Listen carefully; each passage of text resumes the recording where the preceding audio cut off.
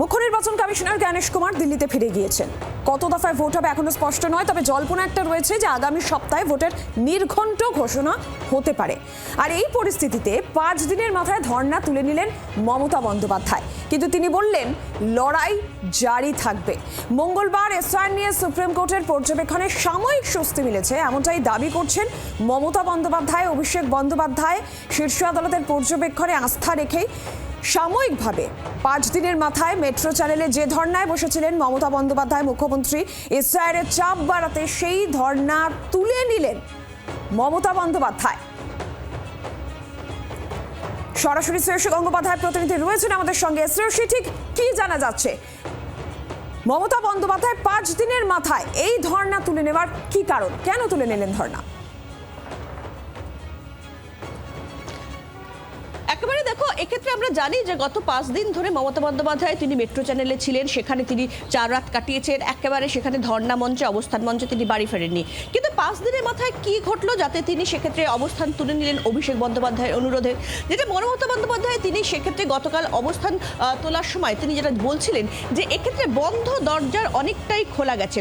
গতকাল সুপ্রিম কোর্টে এসআইআর যে কেস রয়েছে সেই কেসের শুনানি ছিল, যে কেসে কিন্তু অন্যতম পিটিশনে মমতা বন্দ্যোপাধ্যায় তিনি নিজেও, এবং সেই জায়গা থেকে দাঁড়িয়ে মমতা বন্দ্যোপাধ্যায়ের বক্তব্য যে তার যে আন্দোলন বা যে অবস্থান, সেই অবস্থান ছিল যে বৈধ নাগরিকদের ভোটাধিকার দিতে হবে, একজন বৈধ নাগরিকের যাতে ভোটাধিকার কাটা না যায়। আর সেই জায়গা থেকে দাঁড়িয়ে তিনি মনে করছেন যে গতকাল সুপ্রিম কোর্টের যা নির্দেশ বা যা অবজারভেশন, তার ফলে কিন্তু সেক্ষেত্রে বাংলার মানুষের জয় হয়েছে। এবং সেখান থেকে কিন্তু কার্যত তিনি বলছেন যে এক্ষেত্রে যেহেতু সুপ্রিম কোর্ট এক্ষেত্রে ট্রাইব্যুনাল গঠনের নির্দেশ দিয়েছেন, অর্থাৎ এই যে অ্যাডজুডিকেশনের মধ্যে দিয়ে যদি কারোর কোনো নাম বাতিল হয় বা কিছু হয়, তাহলে কিন্তু তিনি সেক্ষেত্রে ট্রাইব্যুনালে আবেদন করতে পারবেন।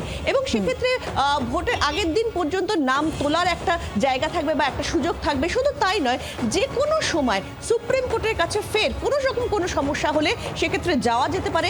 এবং আরও একটা গুরুত্বপূর্ণ বিষয় যে এই কেসটাকে মমতা বন্দ্যোপাধ্যায় তিনি অবস্থান মঞ্চ থেকে বলেন যে এই কেসটাকে কিন্তু কার্যত সুপ্রিম কোর্ট একটা স্পেশাল কেস হিসেবে দেখছে। ফলে সেই জায়গা থেকে দাঁড়িয়ে তিনি মনে করছেন যে তার যে আন্দোলন বা তার যে অবস্থান বা যে দাবিতে তার যে অবস্থান, গত 4 রাত ধরে বা 5 দিন ধরে মেট্রো চ্যানেলে তার থাকা অবস্থান, ধর্ণা চালিয়ে যাওয়া, সেই বিষয়টাতেই কিন্তু কার্যত তিনি মনে করছেন যে বন্ধ দরজার অনেকটাই কিন্তু খোলা গেছে।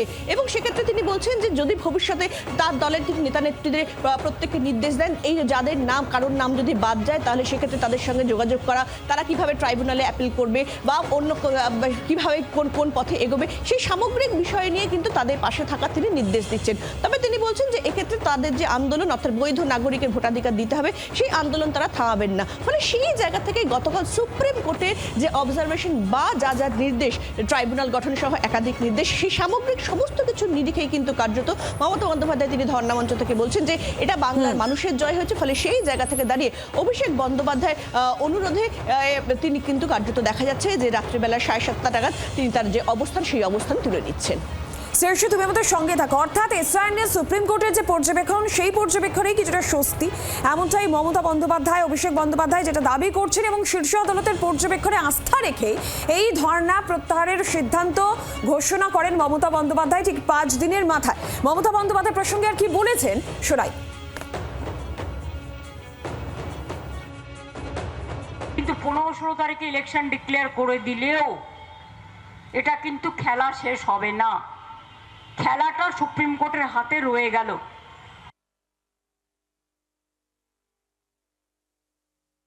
কিন্তু 15-16 তারিখে ইলেকশন ডিক্লেয়ার করে দিলেও এটা কিন্তু খেলা শেষ হবে না, খেলাটা সুপ্রিম কোর্টের হাতে রয়ে গেল। নমিনেশনের আগের দিন পর্যন্ত ভোটার লিস্টে যাদের নাম গেছে বাদ, তারা ট্রিব্যুনালে গিয়ে সেটাকে ক্লিয়ার করতে পারবেন। এবং যাদের নাম ডিলিট করা হয়েছে তারাও, এবং বিশেষ করে যাদের নাম অ্যাডজুডিকেশনেও ক্যান্সেল করা হয়েছে, তারাও কিন্তু আবার ট্রিব্যুনালের কাছে অ্যাপিল করতে পারবে। সুতরাং এই যে জায়গাটা বন্ধ হয়ে গেছিল, দরজাটা বন্ধ হয়ে গিয়েছিল, এই রাস্তাটা আজকে সর্বোচ্চ আদালত খুলে দিয়েছেন। এটা মানুষের জয় বলে আমি মনে করি।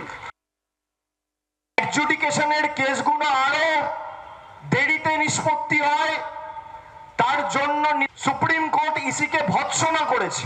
যাদের নাম বাদ যাচ্ছে তারা যাতে আবার অ্যাপিল করার সুযোগ পায়। হাইকোর্টের অবসরপ্রাপ্ত প্রাক্তন প্রধান বিচারপতি সহ একাধিক প্রাক্তন বিচারপতিদের অ্যাপিলেট ট্রাইব্যুনাল বেঞ্চ খোলার জন্য ইসিকে বলেছে, কলকাতা হাইকোর্টকে নির্দেশ দিয়েছে। আমি মনে করি এই জয় মমতা ব্যানার্জির সংগ্রামের জয়। বাংলার আওয়াজ, বাঙালির আবেগ, জি 24 ঘন্টা।